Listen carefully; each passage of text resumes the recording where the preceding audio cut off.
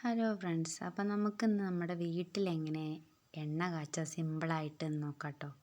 അതായത് നമ്മുടെ വീട്ടിൻ്റെ ചുറ്റുപുറത്തും ഉണ്ടാവണതാട്ടത്. കഞ്ഞുണ്ണി പറയും, ഭൃംഗരാജ എന്നൊക്കെ പറയും, കയ്യോന്നി എന്നൊക്കെ പറയും. അത് നമ്മുടെ വീടിൻ്റെ പരിസരത്ത് എപ്പോഴും ഉണ്ടാവും കേട്ടോ. പിന്നെ ഇത് പിച്ചകമാണ്.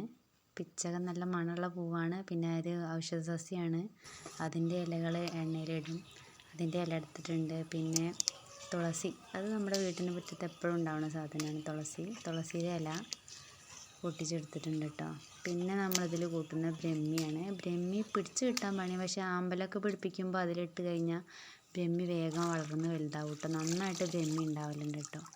ബ്രഹ്മിയാണ് നമുക്കിതിൽ കുറച്ച് തോനുള്ളത്. പിന്നെ മുറ്റത്തുള്ള ചെമ്പരത്തി, പിച്ചകം, തുളസി, പിന്നെ കാട്ടുതെച്ചിയാണ് കേട്ടോ അത്. പിന്നെ ഉള്ളത് കഞ്ഞുണ്ണീരെ ഇല. പിന്നെ അതിൻ്റെ കാട്ടുതെച്ചിൻ്റെ ഉള്ളിൽ താരാണ് കേട്ടോ. അമ്മയാണ് ആരെടുത്ത് മാറ്റണത്. ഇതൊക്കെ കൂടിയിട്ട് മിക്സിയിലടിച്ച് 1/2 ലിറ്റർ എണ്ണയിലാട്ടോ നമ്മൾ ഉണ്ടാക്കണത്.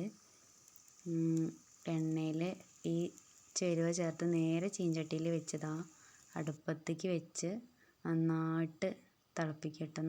നന്നായിട്ട് മൂക്കണം. ഉള്ളിലത്തെ അതിൻ്റെ സത്ത് നല്ല മുരുമുരേനിരിക്കണം.